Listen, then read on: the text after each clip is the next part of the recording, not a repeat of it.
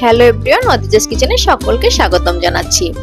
আজ আপনাদের জন্য এনেছি একদম ঘরোয়া স্বাদের এক অসাধারণ রেসিপি, কুমড়া দিয়ে চিংড়ি ভাপা।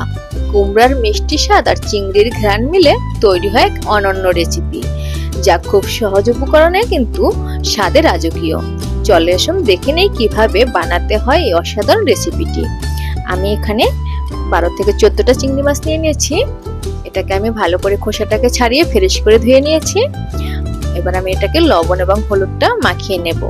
ওইদিকে কিন্তু আমি একটি মশলা রেডি করে রেখেছি, কিছুটা পরিমাণ জিরে, সর্ষে এবং কাঁচা লঙ্কা, ওটাকে আমি পেস্ট করে নিয়েছি। এবার আমি হলুদ এবং লবণটাকে চিংড়ি মাছের গায়ে ভালো করে মেখে নিচ্ছি।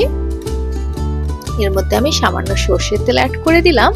যেহেতু এটা আমি ভাপা করব, তাই এটা কিন্তু অবশ্যই পুরো রান্নাটা সর্ষের তেল দিয়ে করতে হবে। এটাকে এবার আমি মেখে সাইড করে রেখে দিয়ে আমি কিন্তু চুলাটাকে অন করে দিলাম। অন করে আমি প্যানটা গরম হয়ে গেলে এর মধ্যে আমি দিয়ে দিলাম সর্ষের তেল। তেলটা গরম হয়ে গেলে এর মধ্যে আমি দিয়ে দিলাম কিছুটা পরিমাণ গোটা জিরে। জিরেটা পুরোপুরি হয়ে গেলে এর মধ্যে আমি দিয়ে দেব ম্যারিনেট করে রাখা চিংড়ি মাছগুলোকে। চিংড়ি মাছটা আমি সম্পূর্ণটা দিয়ে দিলাম। দিয়ে একটু হালকা নেড়ে চেড়ে আমি 30 সেকেন্ডের মতো ভেজে নেব। চিংড়ি মাছ কিন্তু খুব বেশি ভাজতে যাবে না, তাহলে কিন্তু চিংড়ি মাছটা অনেকটাই শক্ত হয়ে যাবে। 30 সেকেন্ডের মতো ভেজে নিয়ে আমি এখানে কুমড়ো একদম কুচি কুচি করে কেটে নিয়েছিলাম, সেটা আমি কিন্তু এর মধ্যে দিয়ে দিলাম। দিয়ে এটাকে আমি নেড়ে চেড়ে মিশিয়ে নিচ্ছি। চিংড়ি ভাপা হয়তো অনেকেই খেয়েছেন, কিন্তু কুমড়ো দিয়ে কারা কারা চিংড়ি ভাপা খেয়েছেন অবশ্যই কমেন্ট করে জানাবেন। তো এটাকে আমি কুমড়োর সাথে চিংড়ি মাছটা নেড়ে চেড়ে মাখিয়ে দিয়ে এর মধ্যে আমি অ্যাড করে দিলাম হাফ চা চামচ পরিমাণে হলুদ গুঁড়ো এবং স্বাদ মতো আমি দিয়ে দেব লবণ। লবণটা এবার স্বাদ মতো দিয়ে দিলাম। দিয়ে এটাকে আমি আবারও একটু নেড়ে চেড়ে মিশিয়ে নেব। আর এই রান্নাটা কিন্তু একদম অল্প সময়ের মধ্যে হয়ে যাবে এবং খেতেও কিন্তু হয় দারুণ স্বাদের। এবার আমি যে মশলাটা করে রেখেছিলাম সেই মশলাটা কিন্তু এবার আমি এখানে অ্যাড করে দিলাম। এটা অ্যাড করে দিয়ে আমি এটাকে আবারও একটু নেড়ে চেড়ে মিশিয়ে নেব।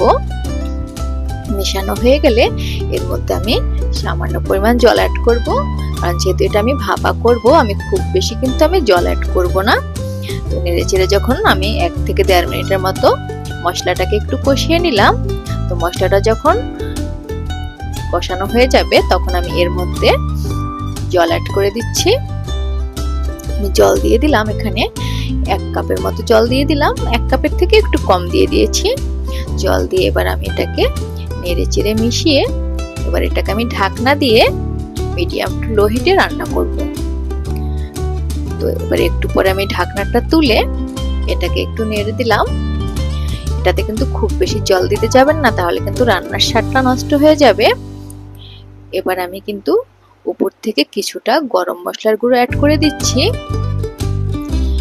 দিয়ে এবার এটাকে আমি ভালোভাবে মিশিয়ে নিলাম। মিশিয়ে নিয়ে এটাকে আমি এবার আস্তে আস্তে আমি এটার জলের পরিমাণটাকে আমি টানিয়ে নেব। আর উপর থেকে আমি দিয়ে দিচ্ছি কিছুটা পরিমাণ কাঁচা সর্ষের তেল। এতে করে কিন্তু মাছটা আরো বেশি দারুণ স্বাদের হবে। আর উপর থেকে এবার দিয়ে দিলাম কয়েকটা কাঁচা লঙ্কা। কাঁচা লঙ্কার কাঁচা ফ্লেভার প্লাস সর্ষের তেলের কাঁচা ফ্লেভার মিলে কিন্তু দারুণ স্বাদ হয়ে যাবে। এবার এটাকে আমি নেড়ে চেড়ে একদম লো হিটে কিছু সময় চুলার উপর রেখে দিচ্ছি।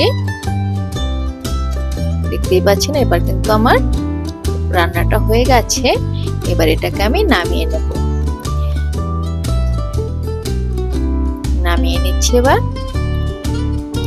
আমার আজকের এই রান্নাটা কেমন হয়েছে অবশ্যই কিন্তু আপনারা কমেন্ট করতে ভুলবেন না। আর কি কোথা থেকে দেখছেন প্লিজ আমাকে একটু কমেন্ট করে জানাবেন। এবার আমি এটাকে নামিয়ে নিলাম।